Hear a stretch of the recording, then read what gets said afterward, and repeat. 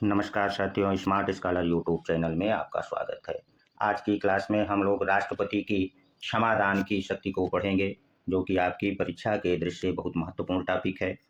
इसमें हम लोग राष्ट्रपति के क्षमादान की शक्ति किस अनुच्छेद में वर्णित है तथा किन किन मामलों में उसे क्षमादान प्रदान करने की शक्ति मिली हुई है और क्षमादान के संदर्भ में कौन कौन सी शक्तियाँ उसे प्राप्त हैं, इनका बारीकी से विस्तृत वर्णन करने वाले हैं। यदि आप नोट्स बनाना चाहते हैं तो पेन और कापी अपने पास रख लीजिए। तो चलिए हम एक एक करके इनका उल्लेख करते हैं।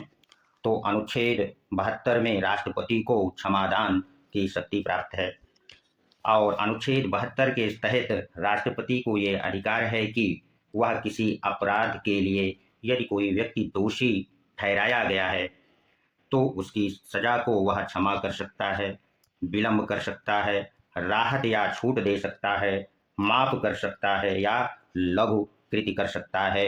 आदि शक्तियां उसे अनुच्छेद 72 के तहत मिली हुई हैं। अब दूसरी चीज जो हमको जानना है वो महत्वपूर्ण ये है कि किन मामलों में यह शक्तियां या अधिकार उसे मिले हुए हैं। तो पहला, ऐसे सभी मामले जिसमें सजा मृत्युदंड की है और उसे मृत्युदंड दिया गया है। दूसरे, ऐसे सभी मामले जहां सजा या दंड कोर्ट मार्शल अर्थात सेना न्यायालय द्वारा दिया गया हो, उसे क्षमादान की शक्ति अनुच्छेद 72 के तहत है। तथा अनुच्छेद 72 के तहत ऐसे सभी मामले में सजा या दंड जो संघीय विषय से संबंधित हैं और व्यक्ति ने किसी कानून के विरुद्ध यदि कोई अपराध किया है तो वह क्षमादान कर सकता है। अब अनुच्छेद 72 के तहत जो ये शक्तियां राष्ट्रपति को मिली हुई हैं, उससे संबंधित महत्वपूर्ण तथ्य क्या हैं, जो आपकी परीक्षा की दृष्टि से बहुत ही उपयोगी होने वाले हैं। तो पहला तथ्य यह है कि राष्ट्रपति को जो यह प्रदत्त शक्ति है, यह एक संवैधानिक शक्ति है। यहाँ प्रश्न आपसे पूछा जा सकता है कि किस प्रकार की शक्ति है। तो संवैधानिक शक्ति है और निरपेक्ष भी है तथा यह एक कार्यकारी शक्ति है अर्थात कार्यपालिका से संबंधित शक्ति है। ये तीन वर्ड आप जरूर नोट कर लीजिए। हो सकता है कि इस बार की टीजीटी, पीजीटी व असिस्टेंट प्रोफेसर की परीक्षा में यहाँ से प्रश्न कोई बन जाए। अब दूसरे फैक्ट को आप जान लीजिए कि जो ये राष्ट्रपति को शक्ति प्रदान की गई है, इसके क्या उद्देश्य हैं। शायद आप लोग ना जानते हों तो हम बता दे रहे हैं कि संविधान में राष्ट्रपति को ये शक्ति प्रदान करने के दो उद्देश्य थे। पहला उद्देश्य, यदि कानून के संचालन में किसी भी न्यायिक त्रुटि हो जाती है तो उसे सुधारने के उद्देश्य से अनुच्छेद 72 के तहत उसे क्षमादान की शक्ति मिली हुई है। हो सकता है कि न्यायालय द्वारा कोई त्रुटि हो जाए। दूसरा, सजा से राहत प्रदान करने के उद्देश्य से उसे क्षमादान की शक्ति मिली हुई है। यदि राष्ट्रपति ऐसी सजा जो कि वह अत्यधिक कठोर समझता है तो ये दो फैक्ट आपकी परीक्षा के दृष्टि से बहुत महत्वपूर्ण हैं। अब हम लोग राष्ट्रपति को जो क्षमादान करने की शक्तियां प्राप्त हैं वो कौन कौन सी हैं, उनका हम लोग बारीकी से अध्ययन करेंगे और वो भी एक एक करके।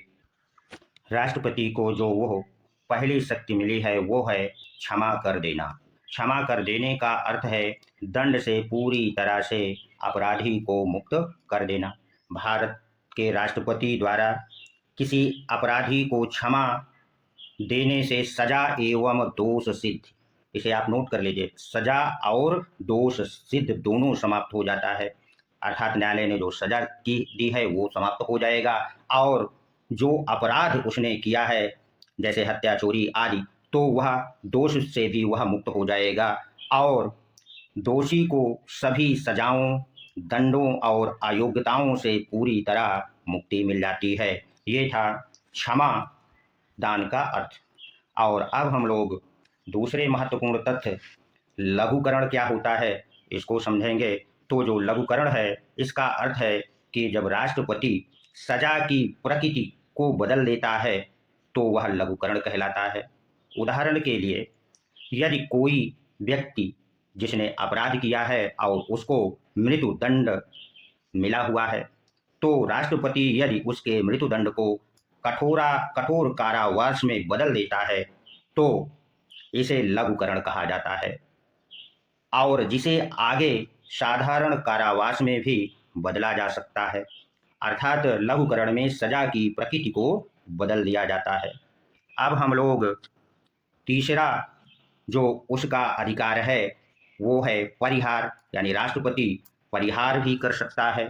तो परिहार शब्द का क्या अर्थ है, पहले हम लोग ये जानेंगे। तो परिहार शब्द का अर्थ जो सजा की अवधि है उसमें परिवर्तन कर देना, और वो भी सजा के स्वरूप में बिना किसी प्रकार के परिवर्तन किए हुए।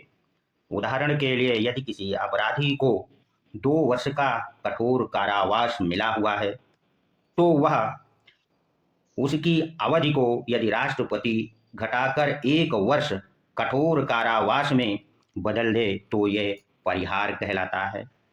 अर्थात परिहार के अंतर्गत केवल सजा की अवधि को बदला जाता है, उसके स्वरूप या प्रकृति में कोई चेंज नहीं किया जाता।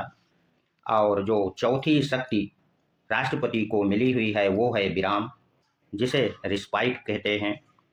इसका अर्थ किसी विशेष परिस्थिति के कारण जो मूल रूप से सजा सुनाई गई है उसके स्थान पर सजा कम कर देना।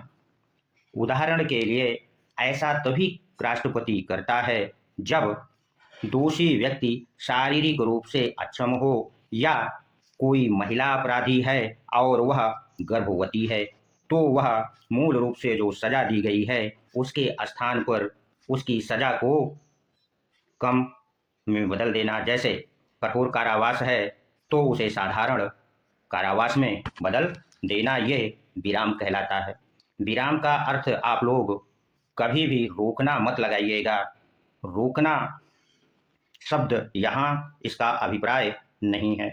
अब हम लोग जो पांचवा और आखिरी शक्ति राष्ट्रपति को मिली हुई है वह है प्राविलंबन।